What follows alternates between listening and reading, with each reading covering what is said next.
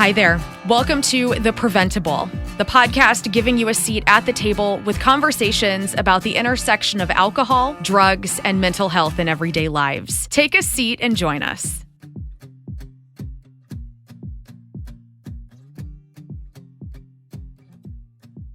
Welcome to The Preventable. We are doing another episode, kind of a mini episode where we're digging into the weeds as part of our campaign, where we're answering some questions that we're getting through our website and just on social now that medical and adult use cannabis is here in the great state of Missouri. So with me today are two experts on the topic at hand. So I have the director of the All In Clayton Coalition, Lili Schliesser, and our director of community services, Kristin Bengtson. And by R, I mean Prevent+Ed. So welcome, Kristin. Welcome, Lili. Thanks, Nicole. Nice to be here. Kristin, you have been on this before, right? Yes, I have. Okay, so, your certificate is in the mail. That's right. Lili, welcome. Thanks. You're welcome. We're happy to have you, for real. So one question we are getting a ton of, and you all are probably getting it too, is, so let's say that I use cannabis. Does that mean I can't use it around my kids? How do I store it? How do I make sure that my kids aren't getting into it? Because, they might mistake it for a gummy bear, which might happen with little kids, but that's probably not happening with middle and high schoolers, right? Yeah. So we get a lot of questions about safe storage, and I know All In Clayton is doing a ton of work in this space. So can you talk a little bit about what you're doing? First of all, if people are asking about safe storage, they're onto something, that's great. Awesome. I'm dealing with people who have no idea that they should be locking this stuff up. So what questions are you getting? Should I lock up my weed? So the first thing we did is we asked the community how many of you actually have weed, and of you, how many are locking it up. And we asked that question about alcohol. We asked that question about cannabis, and the huge majority are not locking it up. It did not occur. And I got a lot of feedback when I asked that question. We hadn't even thought about that. Totally. Mm-hmm. They are amassing large quantities of cannabis in their homes because there's just so many varieties. You can get it in all these different forms, and you can get an indica and a sativa and a hybrid and a this percentage. Yes, like granola bars. Like you can have all different kinds. Right. Many different so, things. and they go on sale, and they get an email from their dispensary saying, "Come in and try this." So it's kind of like wine, right? Like they're you want like a red and a white and a fancy and maybe a box and maybe a rosé. It's kind of not the way I thought about it back in the day, where you got your weed from your drug guy and that's what you had, and however you got it, right? Yeah, and then you just used it and then got more. It's a completely different world. So how do we keep kids out of it? Because they're curious. Yes. We know that their perception of harm has, I'll say plummeted. I don't want to be extreme, but plummeted since legalization of, I think the medical cannabis did a real disservice to kids because that made it seem like a health product, and then they made it recreational. So when we look at the conditions around kids using it, it's with alcohol, it's accessibility. That's the thing we focused on. With cannabis, it's perception of harm, it's perception of coolness, it's perception of my parents' perception of harm. So all of these things are contributing to use. So we do ask parents to lock it up. We do say keep it out of kids' hands, but that's a part of a conversation. And just like alcohol, this is something that in every In the Weeds mini episode or mini-sode, however you're supposed to say, that we've talked about, it is essentially, for better or worse, how we talk to our kids about alcohol is now how we have to talk to our kids about cannabis, right? Absolutely. So just because you can doesn't necessarily mean that you should. Brain development, the legal implications of it, safe storage, safe use. I can, that doesn't mean you can. Exactly. All of that stuff. So this is just an extension of that. Now, there might be some people who are listening going, whoa, I'm supposed to lock up my alcohol? Can we press pause here? Yes, please. Okay. So could you talk just a smidge about that? Because I think you might have just blown some people's minds. Oh my gosh. I mean, the temptation is so real. And that is something that the middle schoolers at Wydown are addressing right now. They created a video, and it's a fabulous animated video. They found an animator. They wrote the script. And it's these two middle schoolers who, the one is I'm really stressed out. And the other one's it would help, right? And he's well, where would we find such things? And they go around the house and they find all the things, the prescriptions, the vapes, the alcohol, right? And when the mother comes in and finds them, she's like, where did you find this? Right here, Mom. It was right here. Right here. And I've had that conversation, I don't know how many times with a parent. Like, I've never had a conversation where the parent didn't say, I can't believe it's my kid. Because they just make these assumptions. My kid's a good kid. They're not going to be tempted. But how do you think it happens? And your kid is a good kid. Absolutely. Your kid is a good kid. And it happens. You know, it doesn't make them a bad kid or anything. No. That just happens. And so, you know, I think it's a really great that coalitions like All In Clayton and the youth that you're working with in Youth Coalition at Wydown and throughout Clayton School District are really pushing this as a strategy, as something that they care about, educating the parents in their community and other adults that might have young people in their home. Because like it is with, like we're likening it to alcohol a lot right now, it is also a similar conversation we have around prescription drugs with little kids because of accidental ingestion of a small, in that case, a gummy could look like something that a little kid would And you're not going to eat just one, which is a dose. You're going to eat the whole container. Correct. Yeah, or a cookie, or even just, you know, in any other form. The accidental poisonings that were reported skyrocketed from with Missouri Poison Center in 2021 after medicinal marijuana became available, and then after full cannabis legalization, it's continued to increase with those accidental poisonings for children under 5. And so what we're really talking about, just to like keep it super basic, is just like you have baby gates, Totally. and the plugs cover things on the light switches, you know, so your kid can't stick the finger. Like that's what this is. Absolutely. Just for an older demographic of young people, right?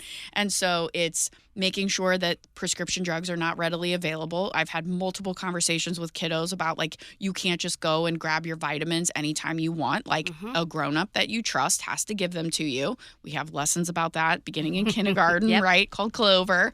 But then also, you know, it's the alcohol, locking that up. We all were high schoolers once or middle schoolers and know what happened when kids would sneak into the alcohol cabinet or refill the bottles or whatever. But then now that's all those same ideas are transferring over to cannabis. Remember that impulsivity of the Absolutely. teenage brain. If it's there and they're curious, that it's just a recipe for checking it out. Curiosity, you know, and you don't know what that's going to lead to. And I think that locking it up is just a precautionary measure. Anybody should be locking it up. You don't know. Same with prescription drugs. You just don't know. Right. And we're not saying that prescription drugs shouldn't be in your household. No. We're saying that they should be them in your household to take them. So it's just how do you make it the safest and put the most barriers between your child and this substance as you can, while still using it for the purpose that you need it for. So absolutely. So wait, so you have middle schoolers at Wydown that are of their own idea coming up with this video and then executing the video. Yeah. That's pretty cool. Like, did you put them up to this or did they really come up? It was just their idea. They do the same thing that the Community Coalition does. They look at the data, right? Primarily Missouri Student Survey data, but other data that we collect as well. And they determine what is the problem and what can we do to address the problem. They do the same strategizing that, you know, the adults do in our community. This is community prevention. Yes. It's wonderful. They identified cannabis as a problem in our district. It certainly is. We've had an increase in infractions related in every to district. Let's be real. Everywhere. Yeah.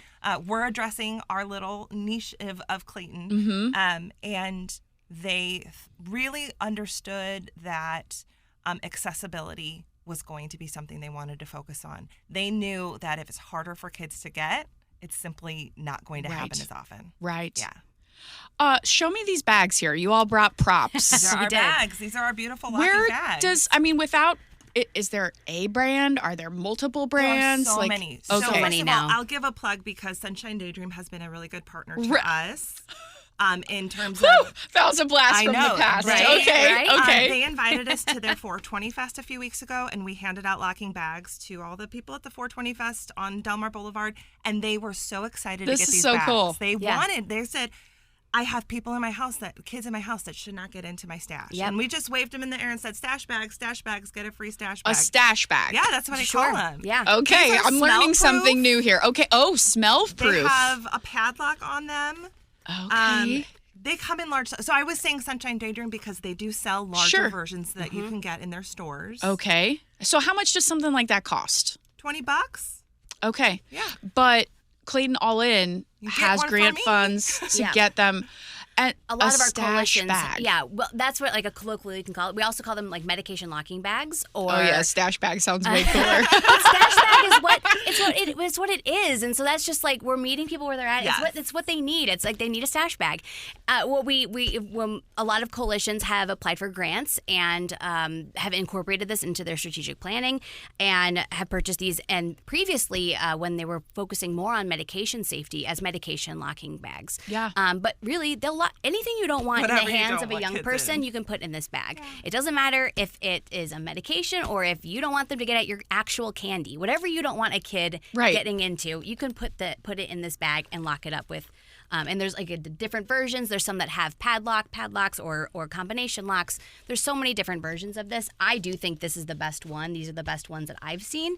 I think I've seen about 3 versions of this product, and this is the one that Well, I those think also is. look pretty cool. They look pretty. They don't stand out, which is something that the feedback we received from different other Yeah. coalitions. Yeah, they was look like that- a bathroom bag, like a Absolutely. travel bag. Kit. That's Yeah. yeah. We had feedback on different bags that they looked like they contained something important. Yeah, we don't want that. Yeah. So because you don't want it to stand out as something that is like, wow, I want to get in there. But I think if a kid came across this in your closet, they'd pass right over it. Yeah, Right. They'd probably think it was like dad's shaving kit. Absolutely. Honestly, like that's Yeah. sort of what it looks like. yeah.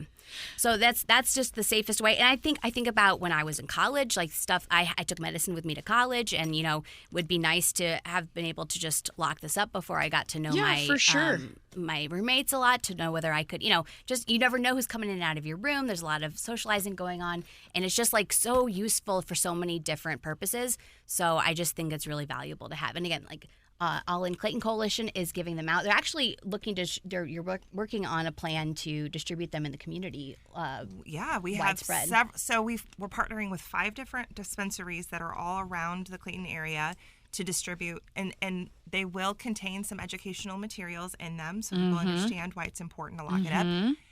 A lot of people we find don't understand how potency has changed and how that might impact a teenager. So maybe the question really that we're getting is, I'm supposed to lock up my weed? Question mark.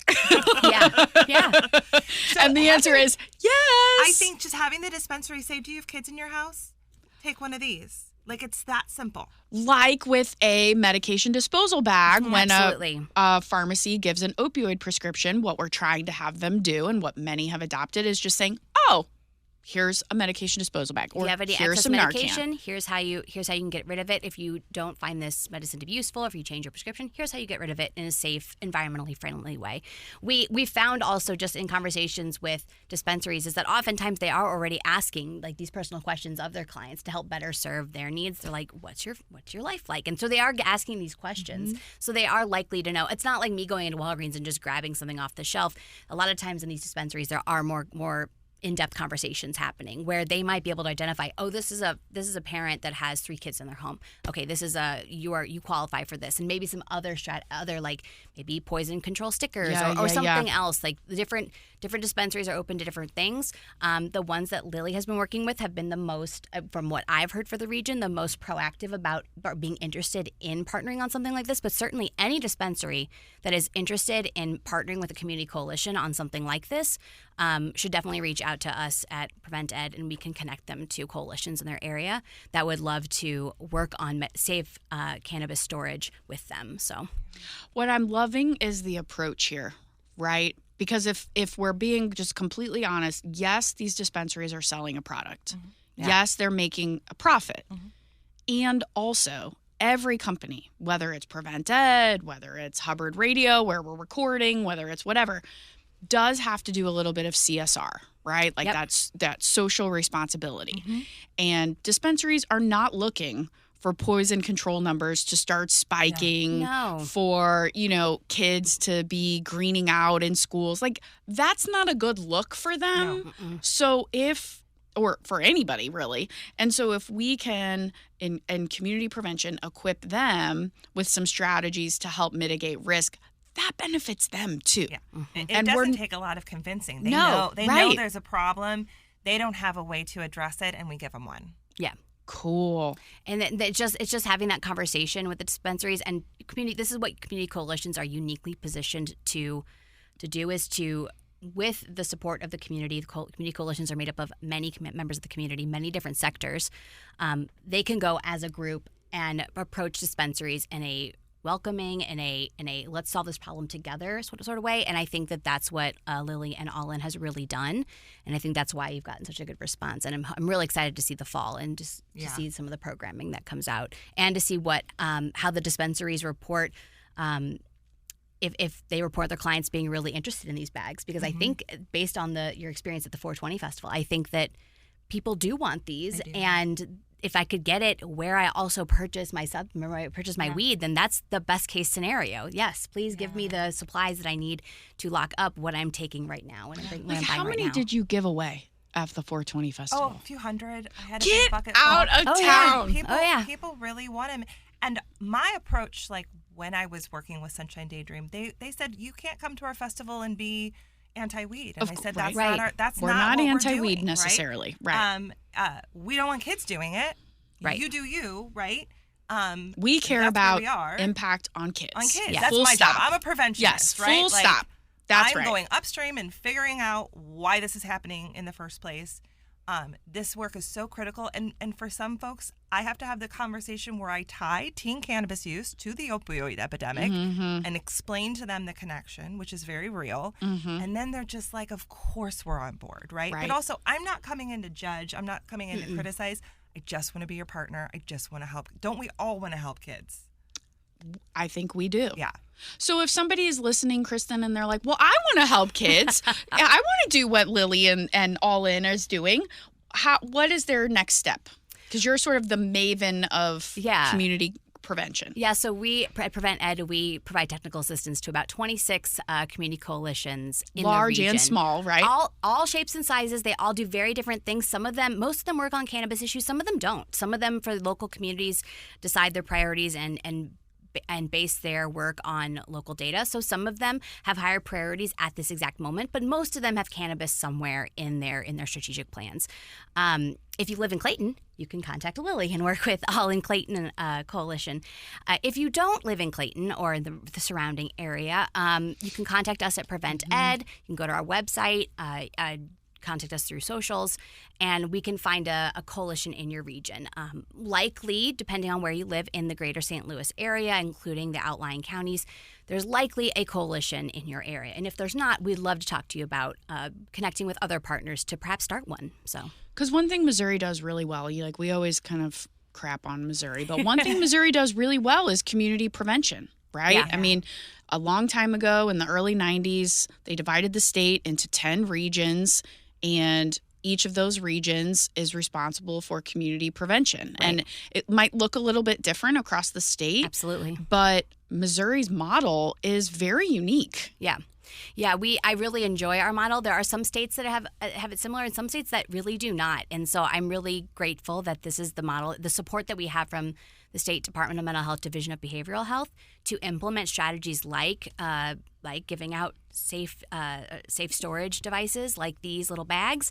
It is really helpful because that's the only way coalitions, until they get to a place like All In Clayton with some additional grant funding that All In has, when they're just starting out, the only funding that they really have is through the Department of Mental Health Division of Behavioral Health Coalition support funds. And those are integral to be able to do any of this type of work. Absolutely. So you talked about what the middle school kiddos are doing. Yeah. So anything else kind of like poppin' that you want to mention, like at the high school or just in general, like put some plugs in for All In? The All In kids do love to make a video. Right? Okay, love it. So the high schoolers did just develop an animated video addressing some of the ways that cannabis can hurt the teen brain. And that will be pushed out through charter ads as well as Instagram ads over the summer. They wanted their peers to get that message all summer long that it's detrimental for the teenage brain. And they do a lot of things in the school. Yesterday they were doing coping skills trivia in the cafeteria and handing out prizes that are for self-care. And coping skills are directly related to substance use, right? Yep. So they do a lot of different strategies to try to impact the environment there at the high school. Yeah. How much do you love your job? Oh my gosh. You exude loving your job. I love my job. I'm very, very lucky. And Clayton is a fantastic community to work in, and we have a need. And sometimes people are surprised by that. But I feel like we're moving the needle from a very, a community that allowed this kind of behavior because they thought that it was just a normal part of adolescence and development. And people are really starting to understand that if we want our kids to reach their potential, substance use can't be a part of the picture. So it's exciting. On that note, thank you both for joining me. I feel like I've learned something new. I had no idea about stash bags, and they actually look pretty cool. No, these are, like I said, these are the best. I love the orange one. It's that's the colors. Yeah, that's my favorite one. Yeah, wow. Those are very cool. I love learning something new. Thank you, Lili. Thank you, Kristin, for digging in the weeds with us. Until next time, bye, everybody. Thank you. Thanks for joining us at The Preventable, brought to you ad-free by Prevent+Ed. Prevent+Ed works to reduce or prevent the harms of alcohol and other drug use through education, intervention, and advocacy. Please visit their website at prevented.org. Like what you heard? Rate, review, and subscribe to stay up to date with what we are serving on The Preventable.